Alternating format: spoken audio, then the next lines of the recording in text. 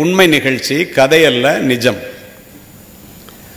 2008ஆம் ஆண்டு நான் திருச்சி மாவட்ட காவல்துறை கண்காணிப்பாளராக பணிபுரியும் போது மதியம் 2:30 மணிக்கு ஜனாதிபதி மாளிகையிலிருந்து எனக்கு ஒரு அழைப்பு.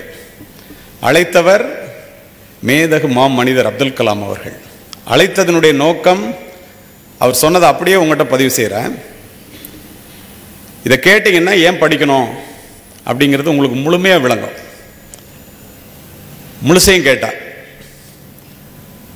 உங்கள் திருச்சி மாவட்டத்தில் துறையூர்னு ஒரு ஊர் இருக்கான்னு கேட்டார். இருக்கு சார். சரஸ்வதின்னு ஒரு பொண்ணு 10ஆம் வகுப்பில் திருச்சி மாவட்டத்தில் 1வது மாணவியாக வந்திருக்கிறாள். மேற்கொண்டு படிக்க வேண்டும் என்று அந்த பெண் விரும்புகிறாள்.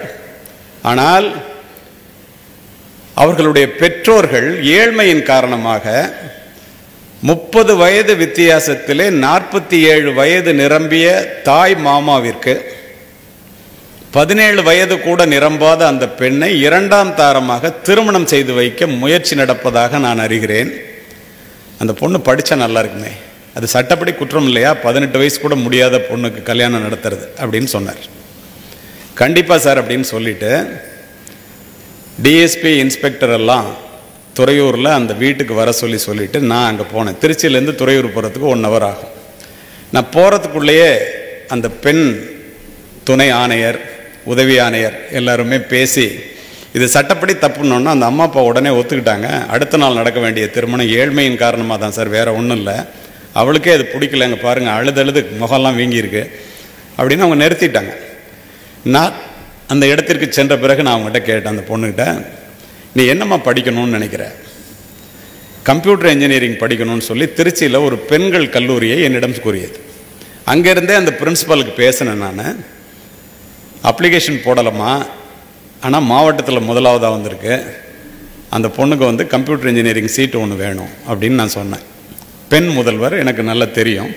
ஐயா நீங்களே பேசுகிறீங்க, இன்றைக்கு தான் லாஸ்ட் டேட் அட்மிஷன், நீங்கள் நேராக வந்துடுங்க, நான் அட்மிஷன் கொடுக்க சொல்லிடுறேன், உங்களால் வர முடியலன்னாக்கா உங்கள் பேரை சொல்லுங்கள் அப்படின்னு சொன்னாங்க.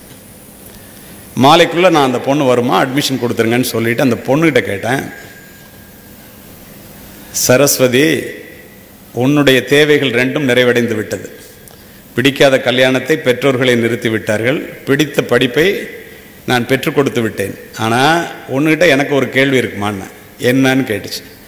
உனக்காக ஜனாதிபதி அப்துல் கலாம் அவர்கள் டெல்லியிலிருந்து பேசினாரே, ஜனாதிபதி மாளிகையிலிருந்து எப்படின்னு கேட்டேன். அந்த பொண்ணு சொன்னிச்சு, ஐயா நான் 8வது படிக்கும்போது என்னுடைய ஆசிரியர்கள் என்னை கல்வி சுற்றுலா அழைச்சிட்டு போயிருந்தாங்க அண்ணாமலை யூனிவர்சிட்டிக்கு. அப்போ அணு விஞ்ஞானியாக இருந்த அப்துல் கலாம் சார் அங்கே உரையாற்றினார்.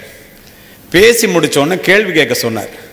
நான் எந்திரிச்சு ஒரு கேள்வி கேட்டேன், பெண்களினுடைய முன்னேற்றத்திற்கு அடிப்படை தேவை எதுன்னு கேட்டேன். அவர் எந்திரிச்சு எஜுகேஷன், கல்வி அப்படின்னு ஒரே வார்த்தையில் சொல்லிட்டு உட்காந்துட்டார். அன்றைக்கு புத்தகத்தை எடுத்த நான் அதற்கப்புறம் அதை வைக்கவே நான் நினைக்கல. மாவட்டத்தில் 1 மார்க் வாங்கினேன் 10வதுல. எங்கள் அம்மா அப்பாவே என்னை படிக்க வைக்கலன்னா என்ன பண்ணுறதுன்னு தெரியல.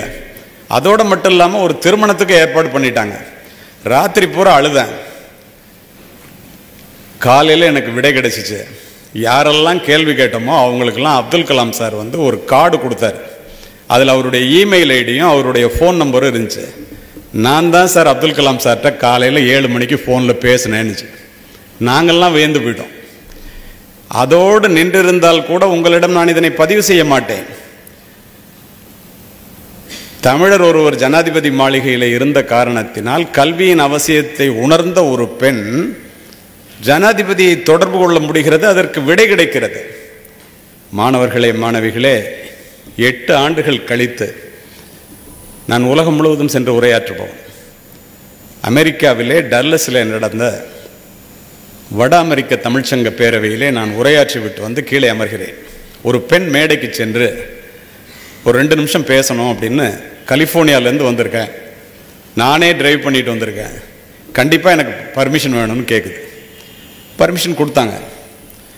அந்த பொண்ணு மேடைக்கு போய், நான் மைக்ரோசாஃப்ட் கம்பெனியில் வேலை பார்க்குறேன், என்னுடைய 1 மாத சம்பளம் 3.5 லட்சம் ரூபாய், என்னுடைய கணவர் இவர் தான் மேலே கூப்பிட்டு இவர் என்னை விட சம்பளம் குறைச்சி வாங்குறாரு, எங்கள் அம்மா அப்பா இவங்க தான் சொல்லி கிராமப்புறத்தை சேர்ந்த 2 அம்மா அப்பா மேலே வர்றாங்க. இதெல்லாம் எதுக்குமா சொல்கிறேன்னு நிகழ்ச்சி ஏற்பாட்டாளர்கள் சொல்கிறாங்க. எல்லாருமே ஆச்சரியமாக பார்த்துட்டு இருக்கோம், நான் உட்பட.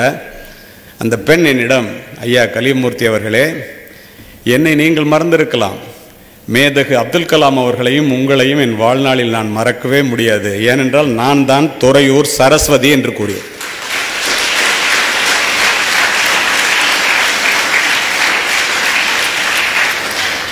அடுப்படியிலே அடைந்து கிடந்து தன்னுடைய வாழ்க்கையை முடித்து கொள்ள வேண்டிய ஒரு பெண்ணை அமெரிக்காவிலே கலிபோர்னியாவிலே கொண்டு போய் நிறுத்தியது கல்வி.